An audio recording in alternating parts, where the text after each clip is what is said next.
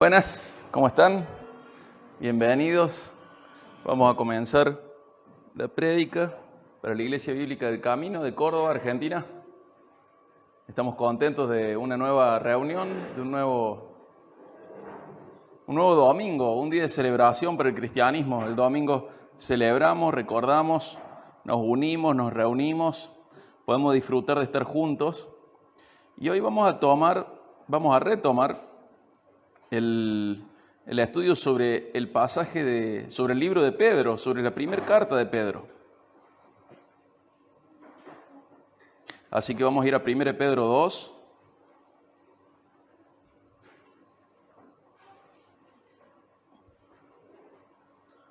A 1 de Pedro 2.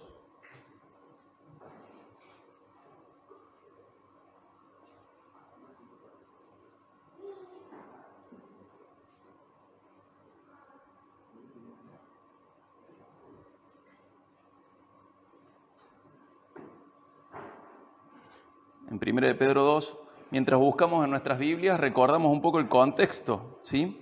Recordemos que Pedro le escribe a un grupo de hermanos que ha tenido que huir de Roma a causa de la persecución. Y esa persecución, indirectamente, era por su fe. Entonces, por esta razón, estos hermanos han decidido irse de Roma para poder cuidar sus vidas o su integridad física. Pedro va a continuar en Roma, pero Pedro le escribe a estos hermanos para decirles cómo deben vivir en este contexto de persecución, en este contexto de distanciamiento de sus hogares, en este contexto de haberse tenido que ir por causa de su fe, del lugar en el que vivían, del lugar en el que residían. Y en 1 Pedro 2 vamos a ver que Pedro les recuerda su identidad y las implicancias prácticas, tanto presentes como futuras.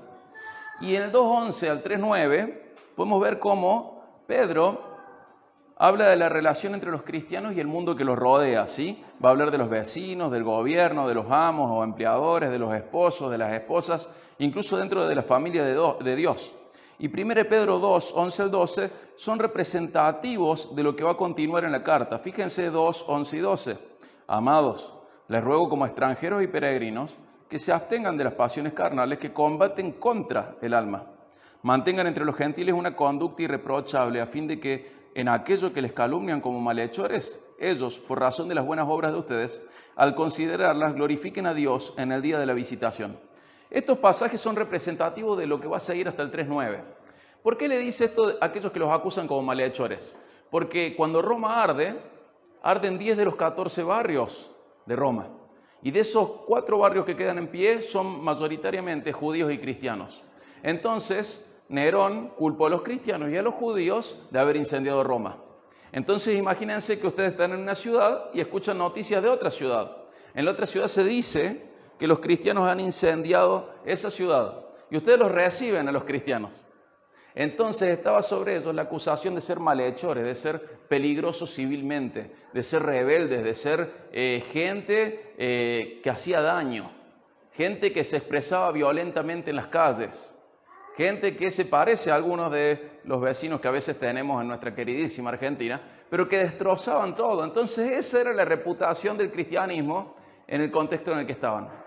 Muy difícil de levantar. Entonces Pedro, inspirado por el Espíritu Santo, de parte de Dios, de parte de Jesucristo, porque es un apóstol de Jesucristo, les dice, ustedes tienen que tener una conducta correcta para que aquellos que los acusan de malhechores, al ver la conducta de ustedes, glorifiquen a Dios. Fíjense qué difícil de levantar esta imagen, muy difícil de levantar. La imagen que había sobre ellos era de malhechores. Y antes de introducirnos al pasaje en el cual vamos a reflexionar hoy, quería recordar esto. Recordemos que Pedro es apóstol de Jesucristo.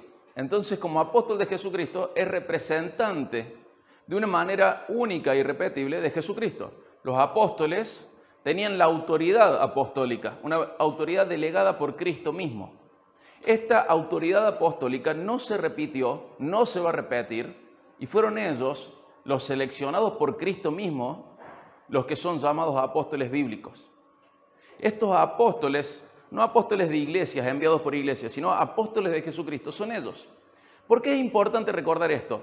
Porque Jesús les enseña a ellos que Él mismo no iba a poder enseñarles todo lo que debían saber, pero que iba a llegar el Espíritu Santo, los iba a instruir y de ahí ellos iban a poder enseñar lo que Cristo no había terminado de enseñarles. Que el Espíritu Santo iba a retomar la obra de instrucción sobre sus vidas.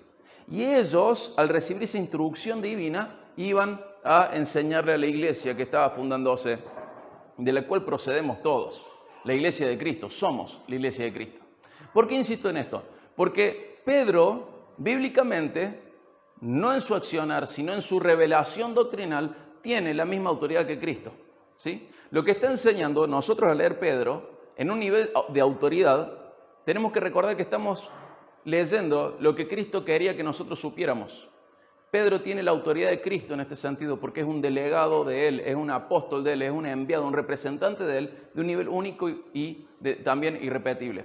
No estamos leyendo un cristiano maduro con buenas experiencias solamente. Estamos leyendo más que eso. Estamos leyendo lo que Dios quiere que sepamos. Como si Cristo mismo nos estuviera diciendo lo que Pedro va a decir.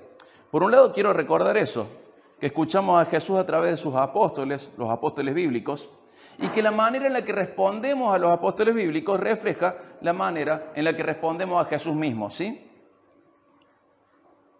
Y fíjense el pasaje que vamos a leer hoy. 1 Pedro 2,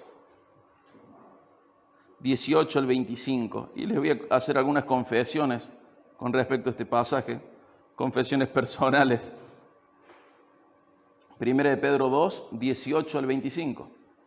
Siervos, estén sujetos a sus amos con todo respeto, no solo a los que son buenos y afables, sino también a los que son insoportables. Porque esto haya gracia, si por causa de la conciencia ante Dios alguien sobrelleva penalidades sufriendo injustamente. Pues, ¿qué mérito hay si cuando ustedes pecan y son tratados con severidad, los soportan con paciencia? Pero sí, cuando hacen lo bueno, sufren por ello y lo soportan con paciencia, esto haya gracia con Dios. Porque para este propósito han sido llamados, pues también Cristo sufrió por ustedes, dejándoles ejemplo para que sigan sus pasos, el cual no cometió pecado ni engaño alguno se halló en su boca, y quien, cuando lo ultrajaban, no respondía ultrajando. Cuando padecía, no amenazaba, sino que se encomendaba a aquel que juzga con justicia. Él mismo llevó nuestros pecados en su cuerpo sobre la cruz, a fin de que muramos al pecado y vivamos a la justicia, porque por sus heridas fueron ustedes sanados. Pues ustedes andaban descarriados como ovejas, pero ahora han vuelto al pastor y guardián de sus almas. Bueno, ¿cuál es mi confesión personal con respecto a este pasaje? He evitado durante muchos años enseñar Pedro porque este pasaje no me gusta. No me gusta, y yo sé que soy el único que no le gusta. Y yo sé que hay más de uno que tiene un jefe insoportable, difícil de soportar. No me gusta este pasaje. Y muchos lo quieren sacar de la Biblia. No lo vas a encontrar pegado en tu heladera. Levante la mano el que tiene una calcomanía de 1 Pedro 2, 18 pegado en la heladera. No va a estar en la heladera. ¿Quién tiene un señalador bíblico con eso? ¿Se acuerdan cuando teníamos señaladores bíblicos? Ya casi que no se usan, pero durante mucho tiempo se usaron. ¿Quién tiene este pasaje pegado como calcomanía en el auto? ¿Quién lo tiene en su oficina pegado? ¿O en el volante de auto? ¿O donde trabaje? ¿Quién tiene este pasaje en mente para decir, lunes, voy a trabajar? Aunque sea insoportable mi jefe, voy a dar lo mejor. Es un pasaje que no me gusta, que me molesta. Y fíjense que la palabra con la que comienza es muy particular. Hay una traducción errada que sería esclavos. El NTV acá, en mi entender, se equivoca y traduce esclavos. Pero la NBLH y otras traducciones traducen mejor y dicen, en esta ocasión traducen mejor, en muchas ocasiones traducen mejor, dicen criados o siervos. No está hablando del esclavo. Este pasaje se usó, mal usado muchas veces, para fomentar la esclavitud. No está Pablo fomentando la esclavitud, ¿sí? Si bien era parte del mundo de Roma, no está hablando de eso. Era una conducta normalizada, no está hablando de eso. Está hablando de siervos, de criados. Y les voy a contar un poquito más de esto, pero antes quiero hacer un simple ejercicio. Fíjense, acompáñenme rápido a Mateo 5:40. Jesús está enseñando el Sermón del Monte esa prédica de Jesús que duró días. ¿Vieron que una hora no es tanto? Sin embargo, Jesús era el mejor maestro de todos, así que escuchar los días debe haber sido lindo para los que Él llamó a salvación. Debe haber sido hermoso.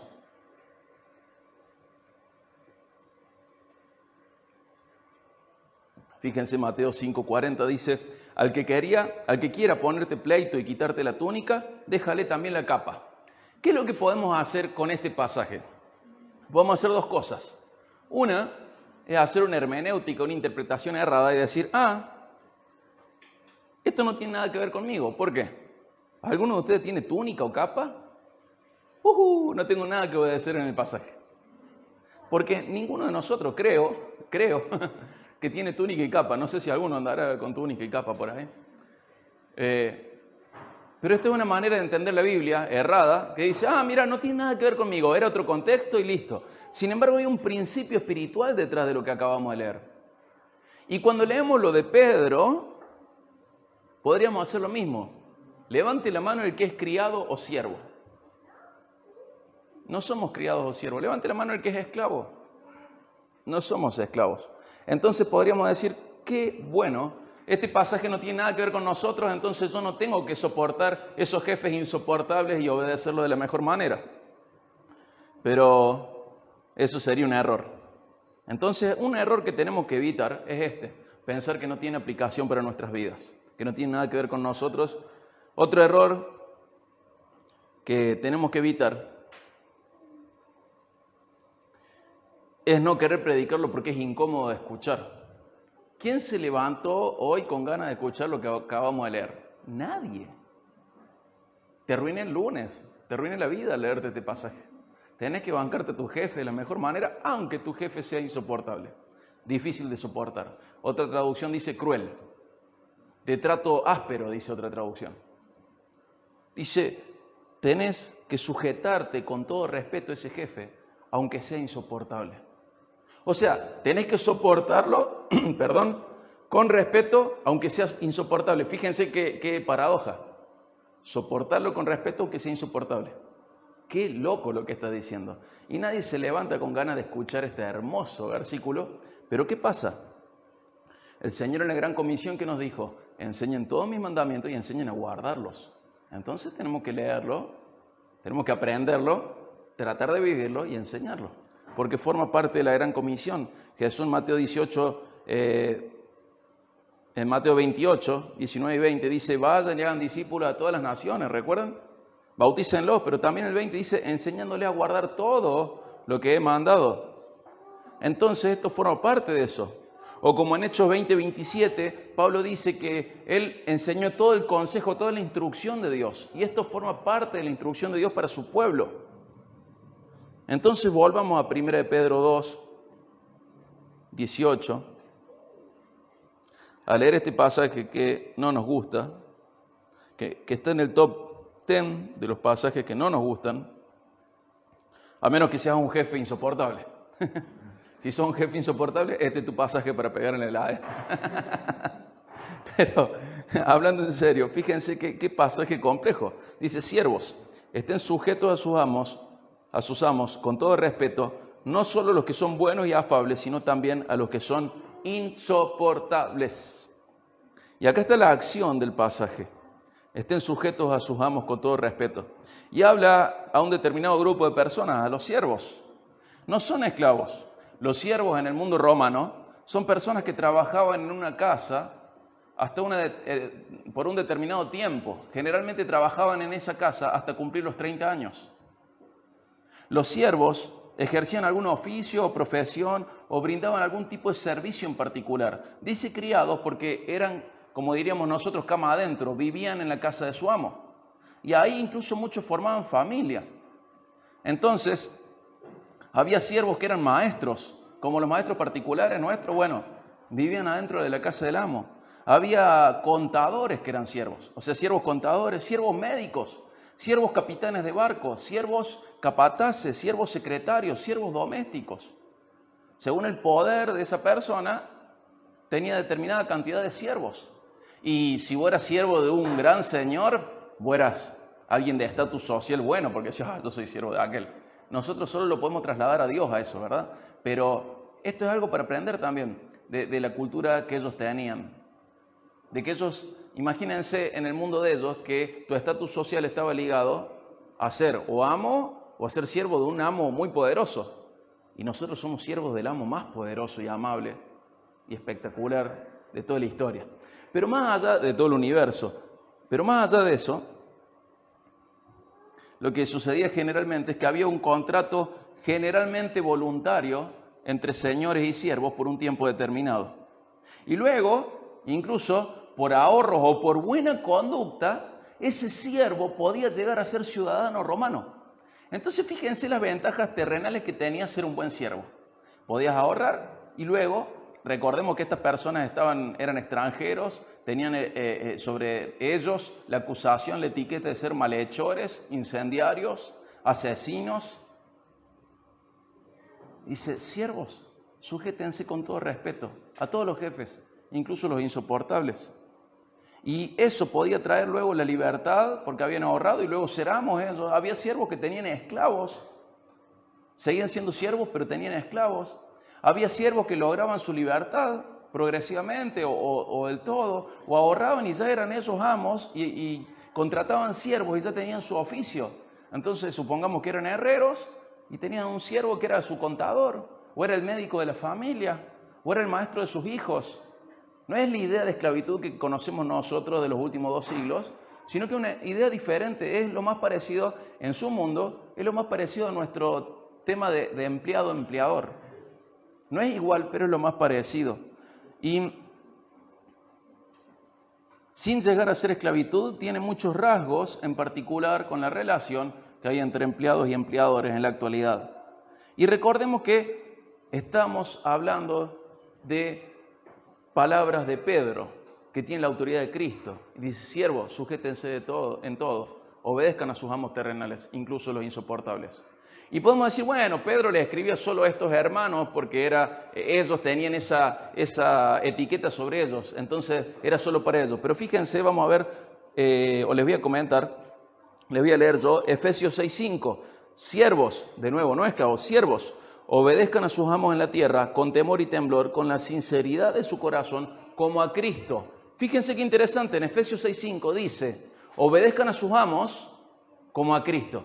¡Wow! Empleado, obedece a tu empleador como si fuese Cristo. ¡Qué locura! Obviamente que no es para lo malo, sino que es con buen ánimo, con ganas de obedecerle. Dice, con temor y temblor. ¿Se acuerdan cuando Pablo usó esta frase en otra situación? Ocúpense de su salvación con temor y temblor. Está diciendo, esto es muy en serio, Tengan una conducta excelente frente a sus empleadores. En Colosenses 3:17 dice, háganlo todo en el nombre del Señor Jesús. ¿Qué significa eso? En el nombre de Jesús, en mi caso, en mi vieja vida, hago esta cirugía. En el nombre de Jesús, hago esto o aquello, arreglo este diente y le saco la carie. No significa decir verbalmente en el nombre de Jesús, sino que vos, en representación de Cristo, ofreces tu trabajo y tu servicio. Como si vos fueses Cristo. Estás representando a Cristo. En el nombre de Jesús haces estas cosas. Eso nos enseña Dios a través de Pablo en Colosenses 3:17. En Colosenses 3:22 dice, siervos, obedezcan en todo a sus amos en la tierra, no para ser vistos como los que quieren agradar a los hombres, sino con sinceridad de corazón, temiendo al Señor. Fíjense que de nuevo dice, pero no es para chuparle la media al jefe, es para agradar a Dios. Tenés que ser un buen empleado porque esto agrada a Dios. No para chuparle la media, no para ser, antes se decía la oreja del jefe, los más viejos van a entender esta expresión, sino porque esto le agrada a Dios. Sos un representante de Cristo en tu lugar de trabajo y tenés que tener un carácter como el de Cristo. Y todo esto, aunque sea un pasaje que no nos gusta, sinceramente no nos gusta, fíjense, lo leamos de nuevo, siervos, estén sujetos a sus amos con todo respeto. No solo los que son buenos y afables, sino también a los que son insoportables. Aunque no nos guste, esta es instrucción de Dios para vivir. Y Dios quiere que sus hijos sean llamativos por su buena conducta en cualquier situación. Una conducta sobrenatural para llamar la atención hacia la fuente del cambio, hacia Dios mismo. La conducta laboral es una herramienta de pre-evangelismo. Nosotros podemos pensar en evangelismo, bueno, inventamos la campaña, inventamos los folletos, inventamos esto, el otro. Está bárbaro eso, no estoy en contra de eso. Pero fíjense la idea de Dios. Una conducta laboral como pre-evangelismo. Y vamos a ver, ya vimos una conducta civil como pre-evangelismo. También hay una conducta matrimonial como pre-evangelismo. Hay una conducta eclesiástica como pre-evangelismo. Y hay una conducta laboral como pre-evangelismo. No como evangelismo, sino como pre-evangelismo. O pro-evangelismo. Y no nos gusta este pasaje, pero a pesar de no gustarnos, algunos lo obedecen y otros no. Entonces, hace poco leí la frase de alguien, no recuerdo de quién, pero me largó un pensamiento muy interesante. Dice, hay dos tipos de personas. Dos tipos de personas. El que cree en Dios y el que se cree Dios. Frente a este pasaje, ¿cómo se va a expresar lo que acabo de decir? El que cree en Dios lo va a obedecer, el que se cree Dios va a estar por encima de la palabra de Dios y va a vivir de otra manera. ¿Dónde podemos ver un ejemplo de esto? Fíjense en Filipenses 3, 18 al 19. Filipenses 3, 18 al 19.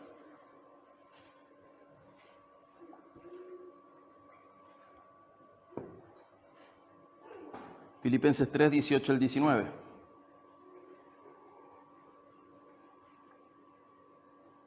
Habla de personas, de un determinado grupo de personas.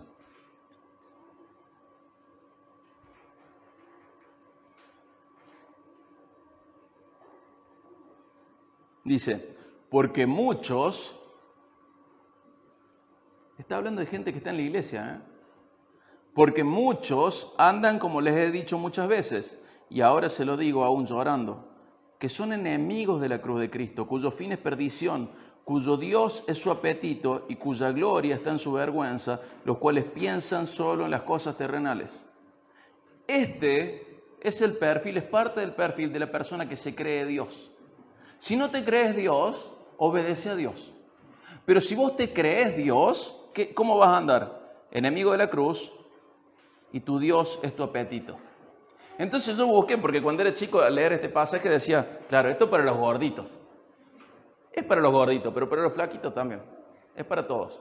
Porque que tu Dios sea tu apetito no significa que solo porque tenés mucha ganas de comer, sino que habla del uso de esta palabra en la Biblia. Es de tu interior. Hace lo que quiere por naturaleza. Lo que su corazón no transformado quiere hacer. Su propio corazón es su propio Dios. En criollo, hace lo que se le canta. Sin que le importe lo que Dios dice. Pero cuidado. Esta gente a la que Pablo señala, y hay un estudio que hemos hecho el año pasado sobre Filipenses, y este año también, así que podemos buscar la prédica grabada sobre este pasaje, pero hay gente que vive así dentro de la iglesia. Su Dios es su propio apetito, hacen lo que quieren. Recordemos, hay dos tipos de personas, el que cree en Dios y el que se cree Dios. Y el que se cree Dios tiene por Dios su propio interior, su naturaleza, su corazón, hace lo que quiere, lo que se le canta. No guía su conducta según los parámetros de Dios, sino hace lo que le pinta, hace lo que se le canta. Cuidado, porque ahí dice en Filipenses 3, 18, son enemigos de la cruz de Cristo, y el 19 dice, su fin es perdición.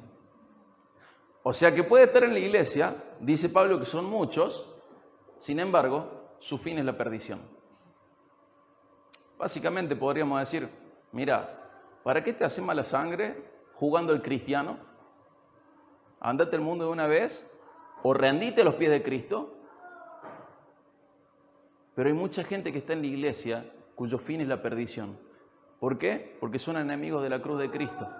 ¿Por qué? Porque su Dios es su propio apetito, su interior, su naturaleza. Hacen lo que les pinta, hacen lo que se les da la gana. Entonces Dios dice, las relaciones civiles tienen que ser así. Y ellos dicen, no, hago lo que quiero.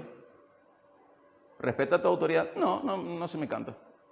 Dicen, las relaciones dentro de un matrimonio tienen que ser así, el esposo de esta manera, la esposa de esta manera. No quiero. voy a hacer como me enseñaron mi papá, mi mamá. Dios dice, la relación entre padre y los hijos tiene que ser así, y esa persona dice, no, no me pinta, no me nace, no tengo ganas. Dice, las relaciones laborales tienen que ser así, y esa persona dice, no, esto lo escribió Pedro porque estaba inspirado por Dios, pero Dios no conocía a mi jefe todavía. No seamos así, no nos creamos Dios, porque estas personas son enemigos de la cruz de Cristo y su fin es perdición. Volvemos a 1 Pedro 2:19, ya vimos la acción que tenemos que realizar. La acción que tenemos que realizar es sujetarnos a los amos con todo respeto, a los empleadores con todo respeto. Tengo una palabra de aliento para vos. Tenés la posibilidad de cambiar de trabajo si no soporta a tu jefe. Ellos tomaban estos trabajos a lo mejor por 30 años, durante toda su vida de juventud joven. Pero vos no estás atado a eso, así que si te es muy difícil, cambia de trabajo. Pero si estás bajo un amo, bajo un empleador, sujétate con buena predisposición a obedecerle, aunque fuese insoportable. ¿Y cuál es el motivo de esto? Fíjense el 19. Porque esto haya, 1 Pedro 2:19, voy a leer el 19 y el 20, porque esto haya, encuentra gracia. Si por causa de la conciencia ante Dios alguien sobrelleva penalidades sufriendo injustamente, pues, ¿o por qué? ¿Qué mérito hay si cuando ustedes pecan y son tratados con severidad lo soportan con paciencia? Pero si cuando hacen lo bueno sufren por ello y lo soportan con paciencia, esto haya gracia con Dios. O sea, a Dios le desagrada que hagamos lo malo, pero si sufrimos por hacer lo malo, nos lo merecemos. Pero a Dios le agrada, y acá está el motivo por el cual vamos a hacer la acción. ¿Se acuerdan? La acción era sujetarse a los amos con todo respeto. ¿Cuál es el motivo? Porque a Dios le agrada y nos manda a hacer lo bueno, incluso cuando eso exige enfrentar sufrimiento. Muchos deciden su conducta laboral, matrimonial, civil, no según lo que Dios dice, sino según su comodidad o incomodidad. ¿Qué es una persona que decide según su comodidad o incomodidad? Una persona cuyo Dios es su propio vientre. Una persona cuyo fin es la perdición. Una persona que es enemiga de la cruz de Cristo. Entonces, ellos lo bueno y lo malo lo definen en función de su comodidad e incomodidad. Comodidad y sufrimiento. Si sufro debe ser malo. El Señor no debe querer esto para mí. Y si estoy cómodo, es el Señor. Pero no es así. No necesariamente es así. Esto es un pensamiento terrenal, no es cristiano. Nuestra ética, nuestra conducta se deriva de nuestra moral, de nuestra concepción de lo correcto e incorrecto. ¿Y de dónde sacamos nosotros lo que es correcto o incorrecto? De la palabra de Dios. Insisto, hay dos tipos de personas, el que cree en Dios y el que se cree de Dios. El que se cree de Dios hace lo que se le pinta, lo que se le canta, pero el que cree en Dios dice, es Dios, tengo que obedecerlo. Incluso en estos pasajes que no me gustan. Y no estamos hablando de que esta obediencia, este respeto debe ser independiente del obrar del empleador. No es que si tu empleador te dice anda a pecar, vos tenés que pecar. Sino que está diciendo que es independiente de su carácter, que no es lo mismo. Es insoportable. No dice difícil de soportar, dice no es una persona aguantable.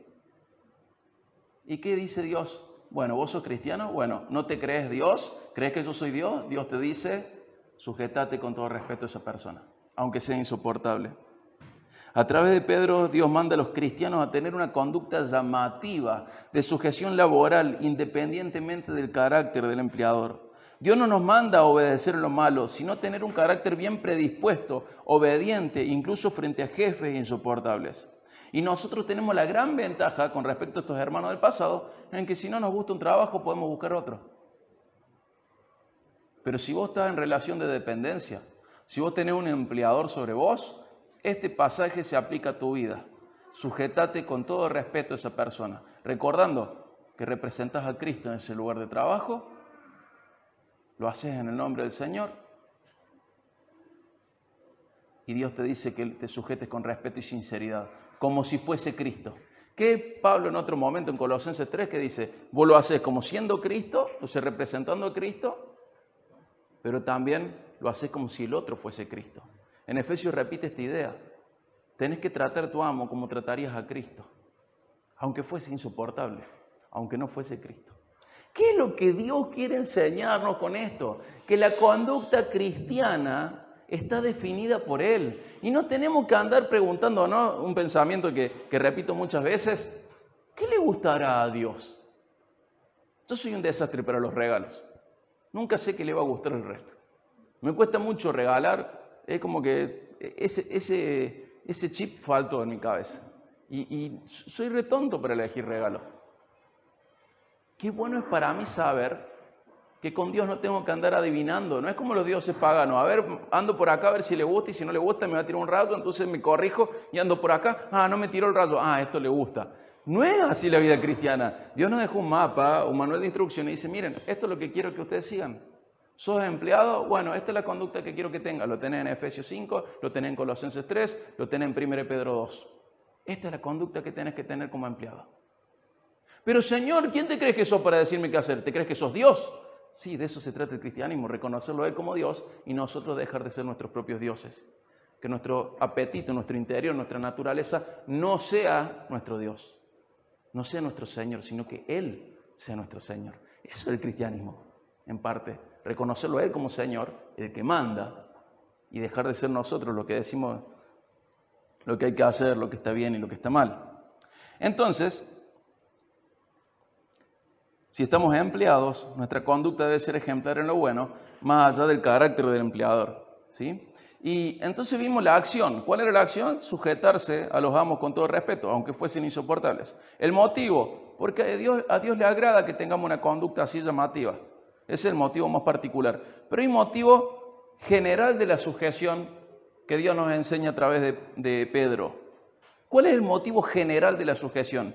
Imitar a Cristo en su conducta. Fíjense cómo sigue, 1 Pedro 2, 21 al 23.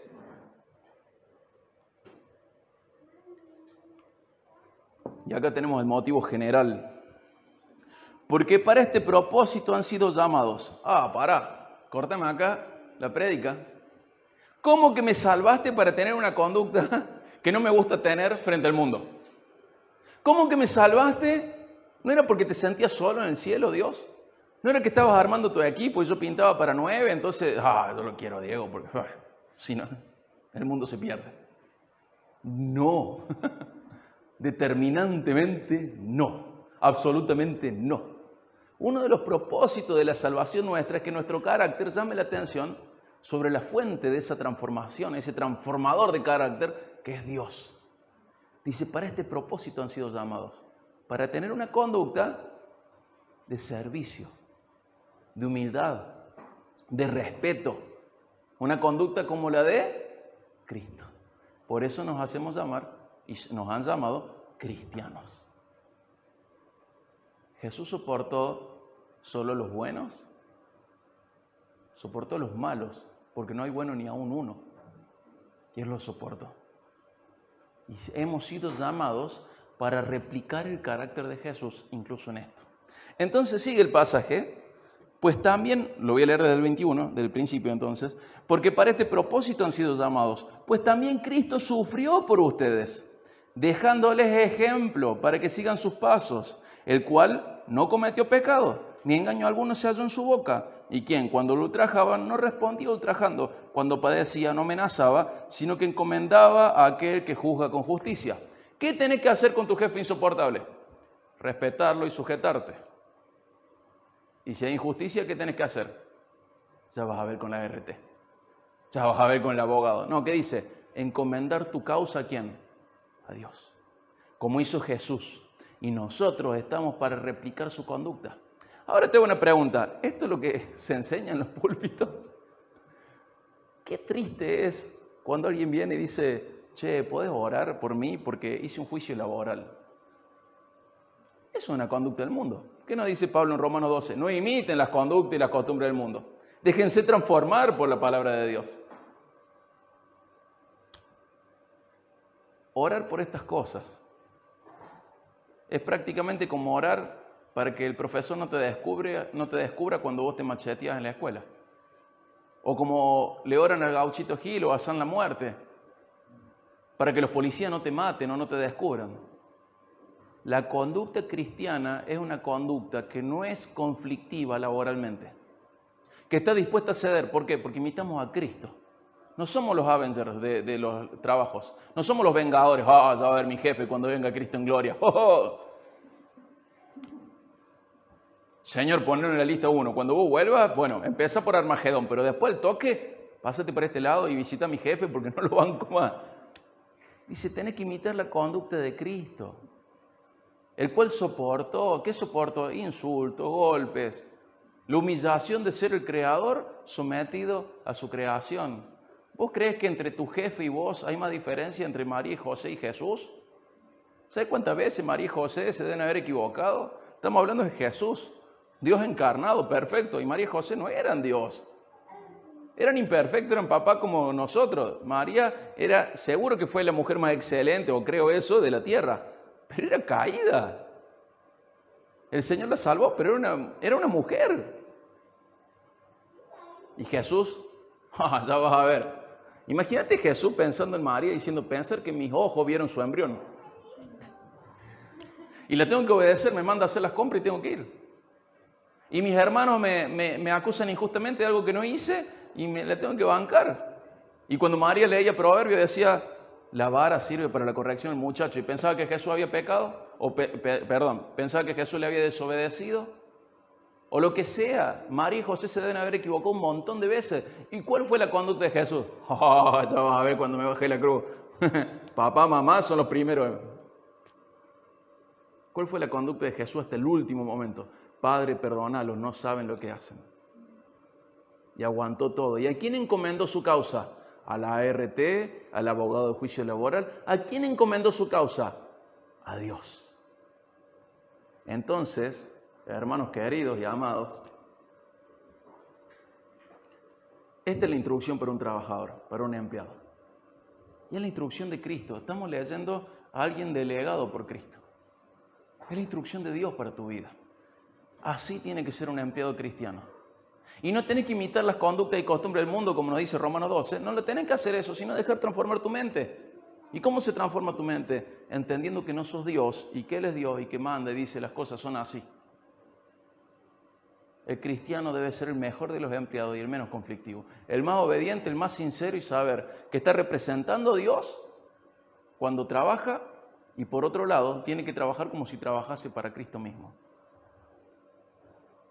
¿Les gusta este versículo? ¿Les gusta este pasaje? A mí no me gusta. E incluso una de las razones por las cuales tardé tanto en predicar Pedro en toda la vida es porque este pasaje me molesta mucho. Es uno de los pasajes que me molestan. Pero, ¿por qué me molesta? ¿Saben por qué me molesta? Porque me cargo muchos enemigos. Porque muchos cristianos han hecho juicios laborales. Muchos cristianos justifican su accionar según las costumbres del mundo. Y a nadie le gusta tener enemigos. A nadie le gusta tener enemigos. Pero estamos acá predicando todo el consejo de Dios, enseñando los mandamientos de Jesús y a obedecerlos. Y esto es lo que el Señor nos enseña. Y no hay otra manera. Esta es la manera. Entonces vemos, qué interesante, lo leo de nuevo del 21 al 23, porque para este propósito han sido llamados, pues también Cristo sufrió por ustedes, dejándoles ejemplo para que sigan sus pasos. Eso sí me encanta. El cual no cometió pecado, ni engaño alguno se halló en su boca, y quien cuando lo ultrajaba no respondía ultrajando, cuando padecía no amenazaba, sino que se encomendaba a aquel que juzga con justicia. Y podemos ver una evolución de la vida espiritual de Pedro ligada al tema de la muerte de Jesús. Eso lo vimos cuando comenzamos Pedro. Que al principio Pedro, por ejemplo en Mateo 16, 22, rechaza la idea de que Jesús tenga que morir. ¿Se acuerdan? No, Señor, no te conviene hacer esto. Y le hacía la cabeza a Jesús, no, Señor, no te conviene. ¿Qué le dijo Jesús? Apártate de mí, Satanás. Estaba pensando como su adversario. Pero luego de la restauración que vemos en Juan 21, sucede algo en Pedro. ¿Qué sucede? Pedro ve la vida, pero también la muerte de Jesús como el paradigma, como el molde de la vida cristiana. Entonces en Hechos 2, si ustedes se fijan, ocupa un lugar central en su predicación. Y ahora en la carta de Pedro, fíjense que dice que es la fuente de nuestra ética. El camino de Jesús hacia su muerte es la fuente de nuestra ética. Pedro pasó de rechazar la idea de la muerte de Jesús a hacerlo el centro de su predicación y de su ética. Y nos tiene que pasar lo mismo. Ver en Cristo el ejemplo máximo de vida, pero no solo antes de la cruz, sino también en todo lo que involucra la cruz.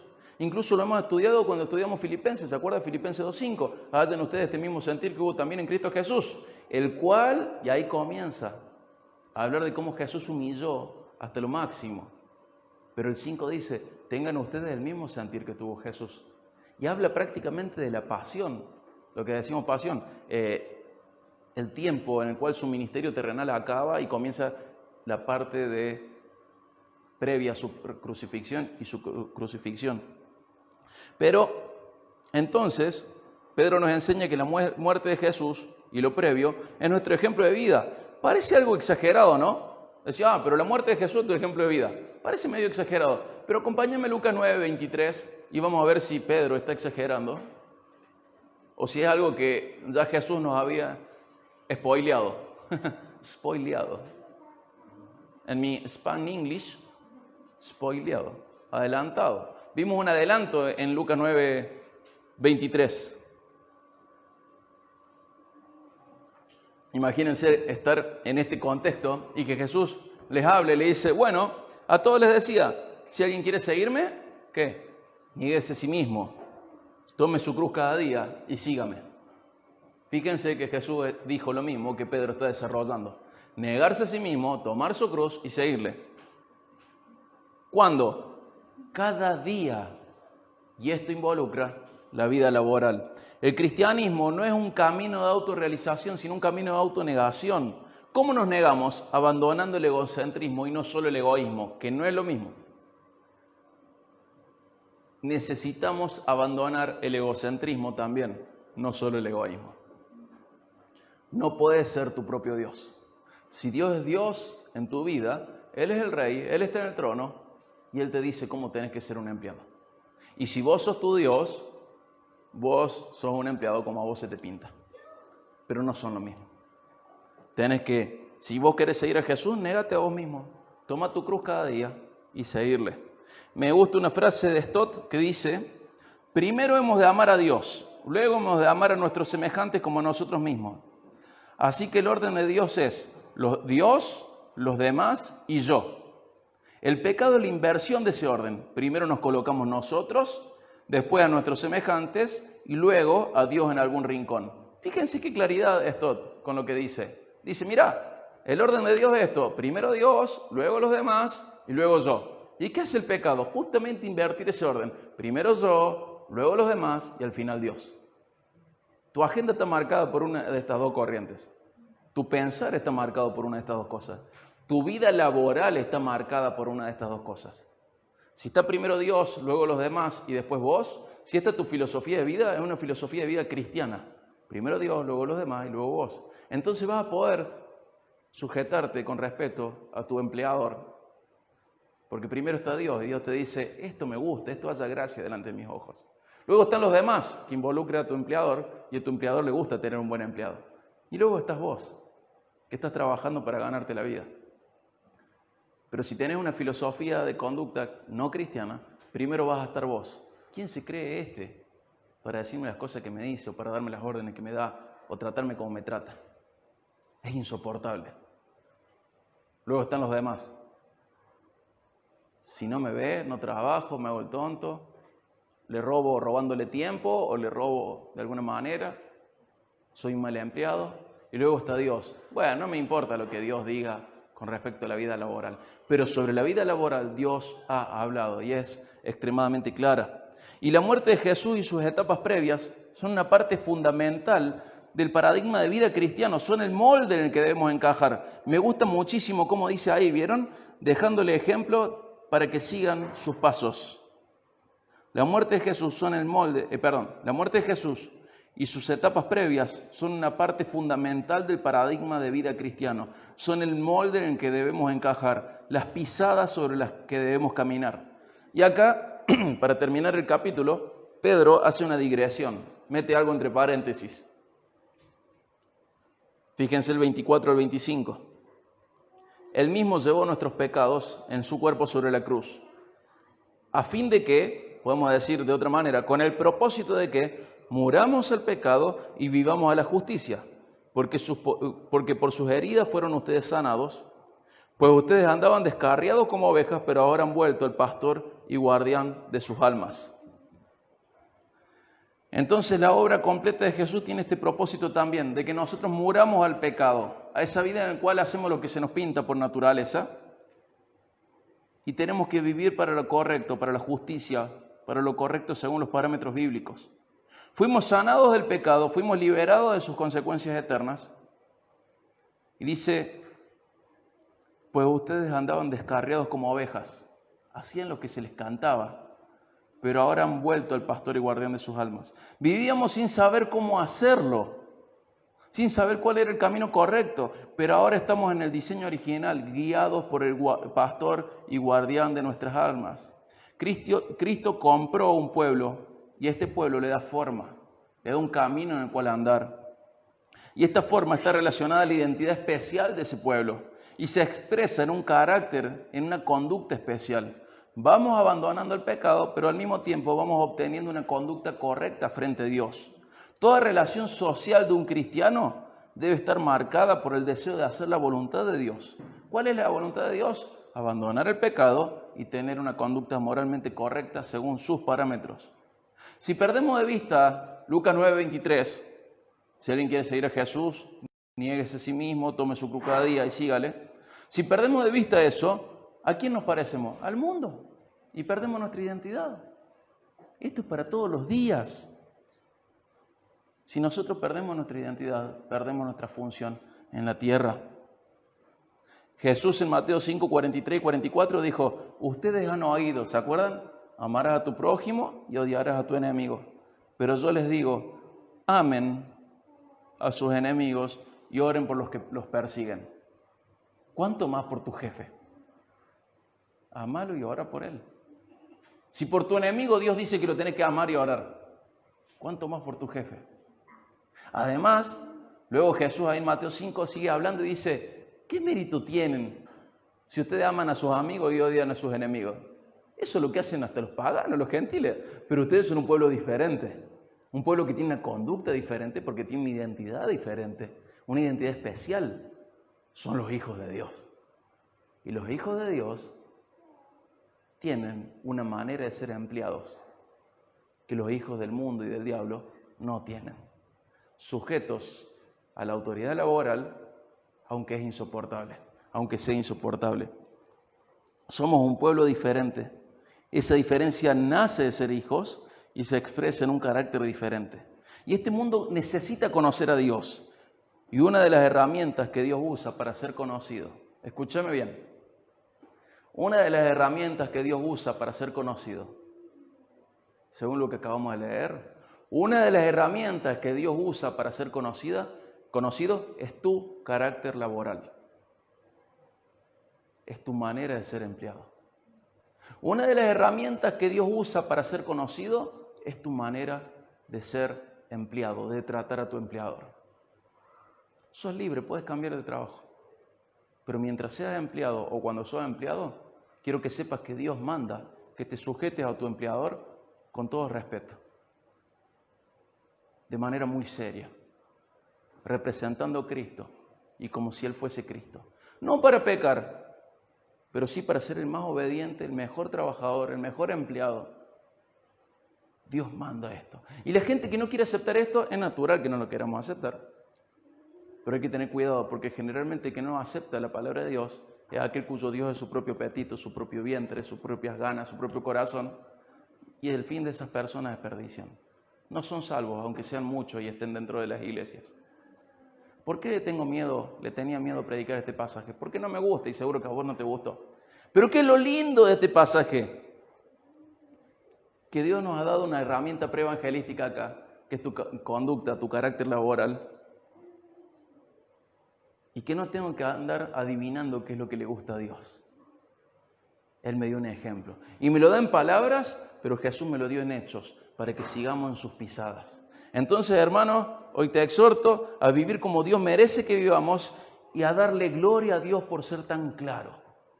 Dios es claro. No es como los dioses paganos. ¿Qué querrá? ¿Cómo será? ¿Qué buscará de mí? ¿Qué esperará? Sino que Dios ha hablado y es claro. No podemos huir de esto, ¿sí? Acá, de nuevo, dividimos las aguas. Hay personas que creen en Dios y personas que se creen en Dios. Y su carácter laboral refleja esto también. Voy a orar para cerrar acá. Te invito a que ores en tu casa, los que nos están acompañando en las redes. Sé que es un pasaje difícil de digerir. Te pido que lo leas, lo estudies en tu casa. Tenés que saber que no está hablando de esclavos, no usa la palabra para esclavos, sino que usa la palabra para siervos, para trabajadores, para empleados, ¿sí? Dios te bendiga muchísimo y por favor, tómate un tiempo de oración en el lugar en el que estás. Dios te bendiga.